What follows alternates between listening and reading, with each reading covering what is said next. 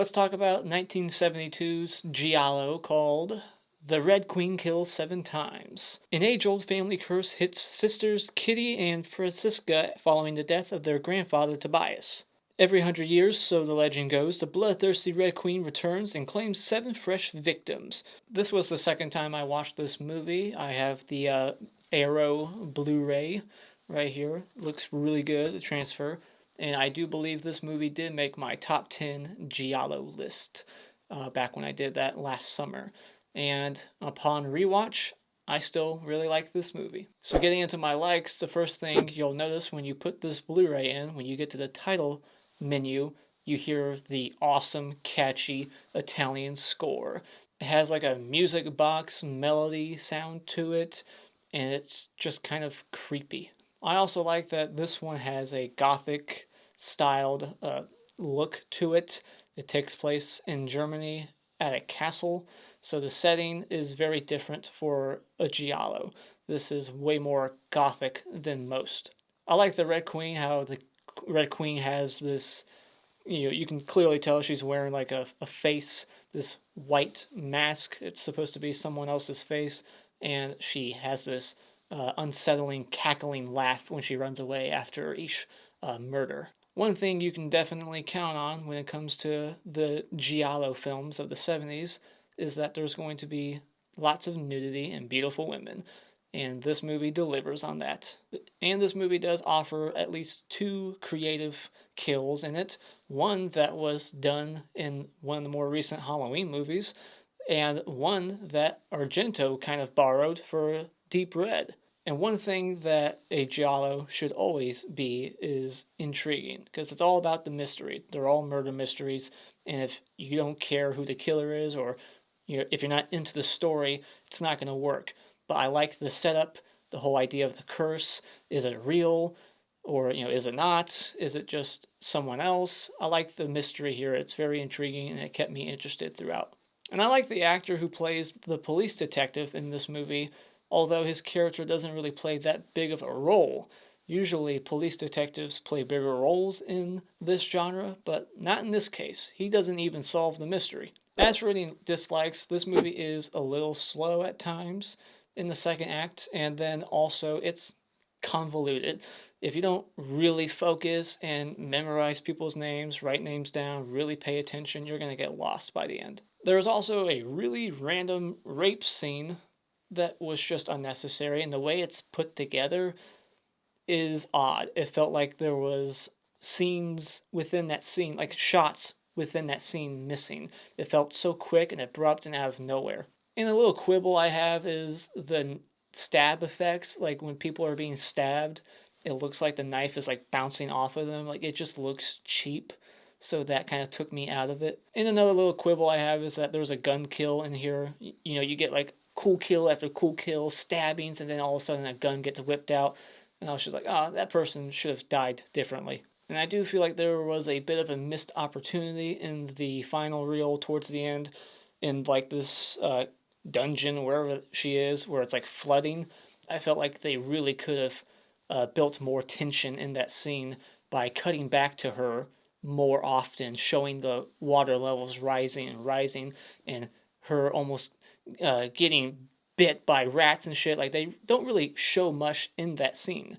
They just quickly show the rats and the water come out, and then they cut away, and by the time they cut back, she's rescued. So it's like, oh, well, there wasn't a whole lot of suspense, and, that could have been a lot better. So final thoughts, I think this is a cool gothic-styled, atmospheric Giallo with an engaging mystery that's a bit hard to follow, a little slow, kind of hard to wrap your mind around on the first watch. Definitely might take more than one view to really understand everything that's going on here, but nonetheless is still a good one-time watch at least. So if you're a fan of the genre, definitely check it out. So when it comes to Red Queen Kills 7 Times, I'm giving this 3.5 stars.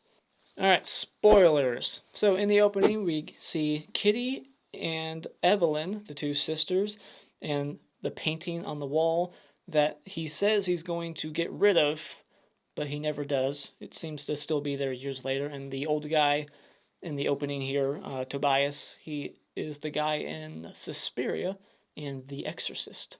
And this little girl, Evelyn, she starts stabbing her doll, and she's acting like the painting is possessing her to do so, which was interesting and kind of a creepy scene. So then it flashes forward many years later.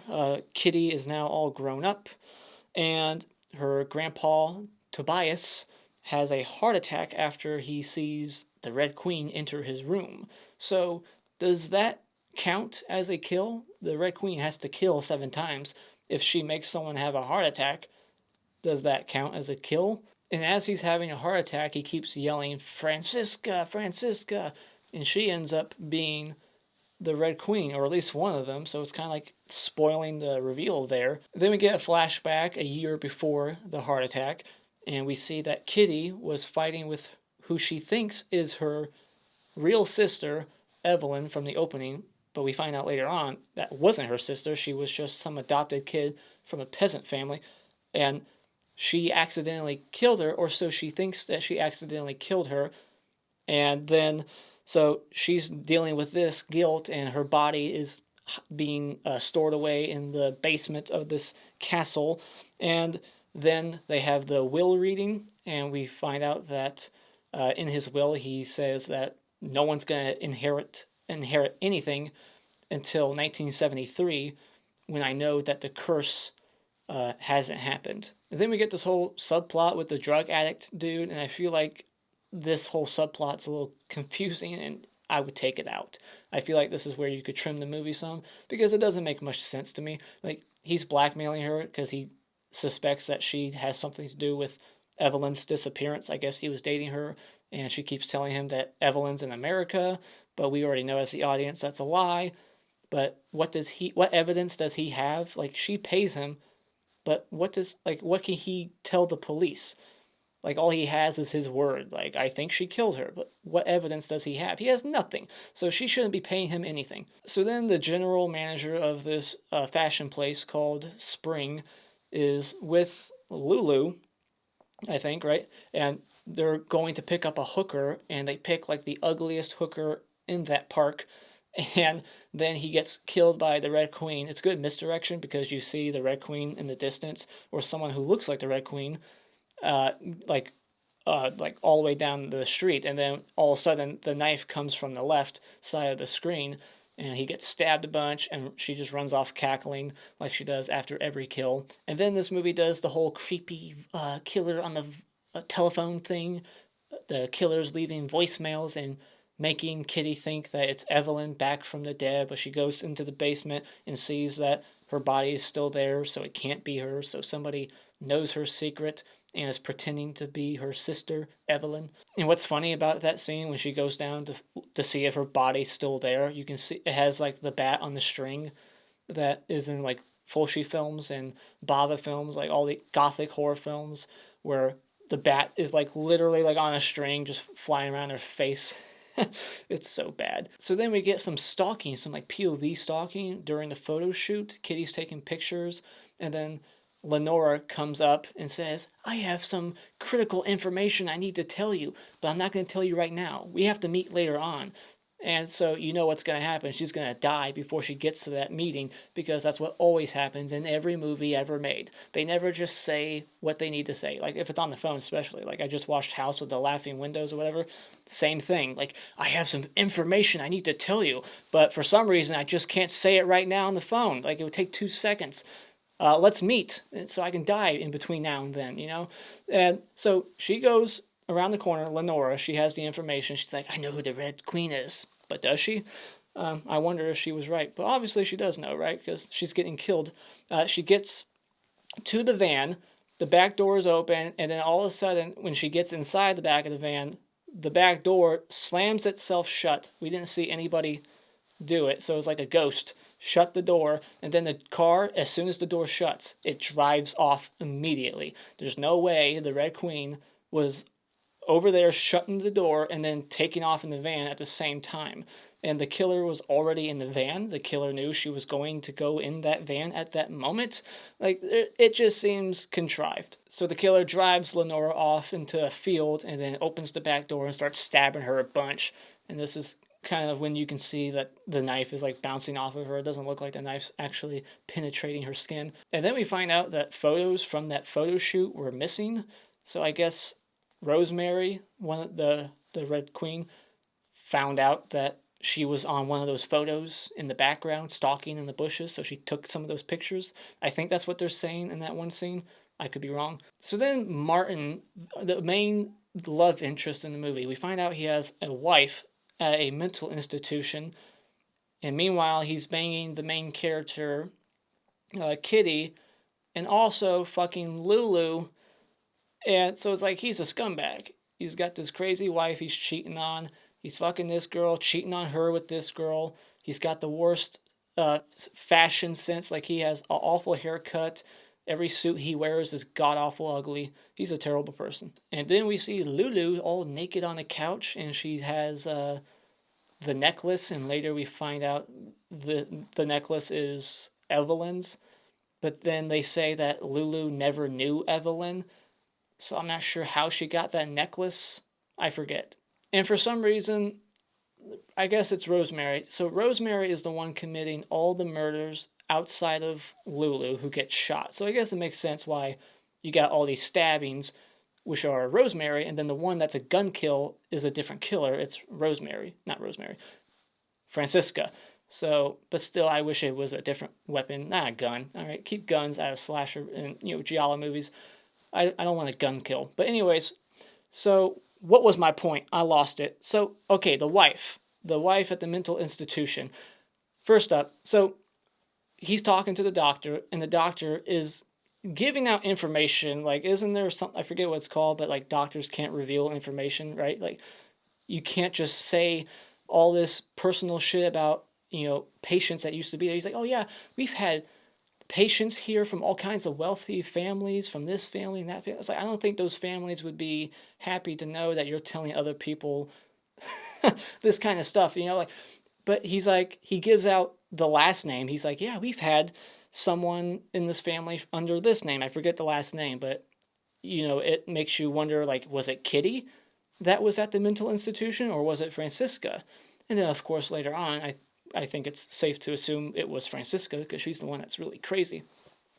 But so yeah, it was just funny that he gives out all this information, which he's not allowed to do. But then he's like, when the guy's like, oh, was it Francisca that was here or Kitty? He's like, oh, that would be unethical for me to give you the first name. I can give you the last names of everybody, but not the first name. So anyways, back to the point I was trying to make. This whole kill just feels like an added kill. Like, why Rosemary's going after Martin's wife at the institution? I guess she's just trying to make him a red herring, I guess.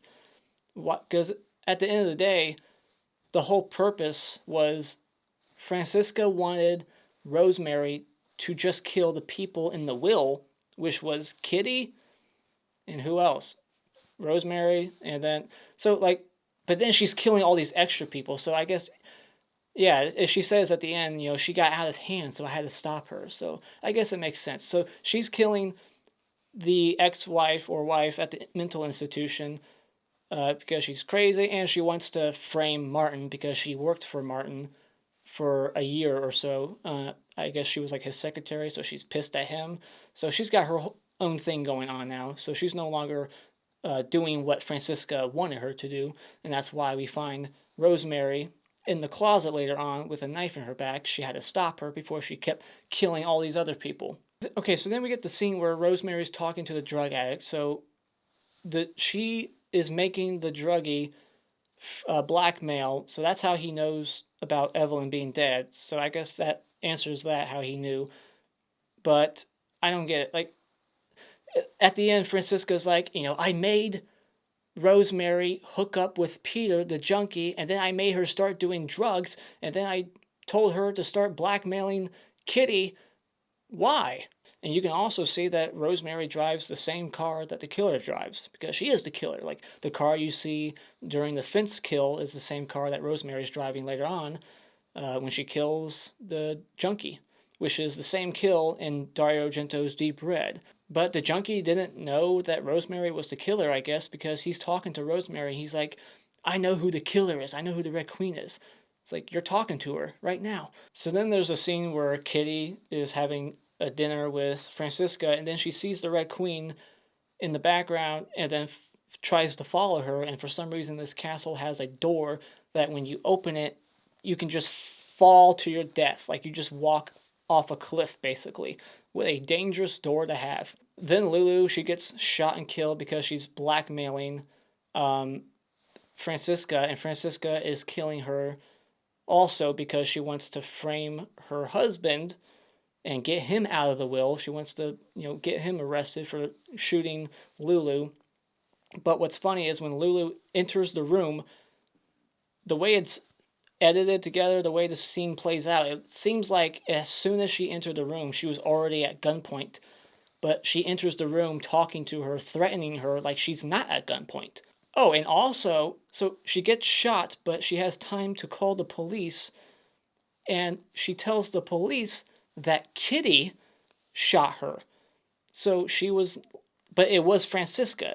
That's confirmed. So Francisca not only made an Evelyn mask, but for some reason made a Kitty mask to shoot Lulu wearing that. But what? Like, for what purpose? The whole point is to frame your husband, the cripple, what was his name? Herbert? She wants to frame Herbert for shooting Lulu, but she's wearing Kitty's face.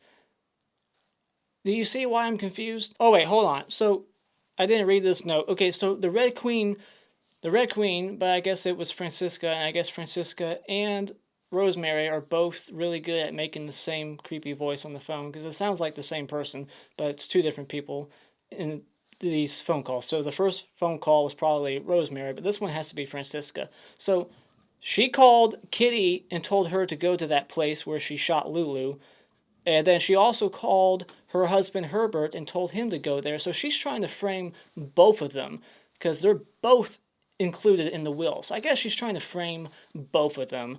So I guess that makes sense, maybe, right? Did she call Lulu and tell her to go there too? But Lulu was going there to blackmail her. So did she know that she was on her way to blackmail her and that she knew everything? But did she know everything? Because she tells the police that it was Kitty, but that's not true. So then Martin steals the will. He reads it early, because he's like, I need to find out what the hell's going on. And finds out that Evelyn, the chick in the flashback who died, was not the same Evelyn from the opening, that little kid. So I'm guessing, because I could be wrong, but I'm sure this is what I think. So that little kid in the open, that was Rosemary, right? But then after that scene, I guess the grandpa, to make sure that the curse couldn't happen, got rid of one of them. He just picked one. He's like, all right, you gotta go. So he sent Evelyn away, and then she forgot who she was, I guess, because she thought she was Rosemary and had to be reminded by Francisca who she was and where she came from and everything. Like, no, your name's not Rosemary, you're Evelyn. So the Evelyn in the flashback, that was just some adopted kid, and the people in the will are Francisca, Rosemary, Kitty, and the adopted kid. And that's why in that flashback, when it gets extended, we find out that Francisca went up to fake Evelyn in the water. She wasn't dead, but she finished the job. She takes her head and she bashes it up against the rocks. Very brutal. And then now that's why she's trying to frame Kitty and her husband, Herbert, for the murder of Lulu. And she found Rosemary, got her a job where Kitty works for some reason. I guess, I don't know.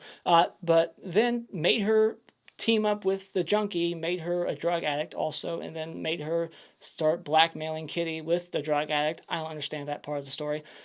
Maybe you can explain it to me. So she did all this, all for money. That's the motivation. It's money. That's all it is. So then at the end of the movie, Kitty is stuck in the basement. Water's filling it up. And Herbert comes by and knows everything. He shoots his wife, Francisca, like, you bitch, trying to frame me. And then before she bleeds out, she takes a knife and she stabs Martin, Kitty's boyfriend. But he lives. He doesn't die. And then they call the cops. And this is weird editing. It was just so jarring. Like, they're on the phone. They're like, Cops, come here to such and such place. And then at hard cuts, the cops are all there and they're turning the wheel and opening the door. It was such a weird transition. It's like they're there already so quickly. And then the movie ends with Martin and Kitty in an ambulance driving off, filthy rich now, because now she gets the whole pie now that all the other people are dead. So that's the end of The Red Queen Kills 7 Times. What are your thoughts on this Giallo? Let me know in the comments below. And as always, if you like what you've seen here, you can hit this like button and become a subscriber today just by clicking on my cartoon face in about 5 seconds. And remember, it's all an opinion. You don't need to get upset about it.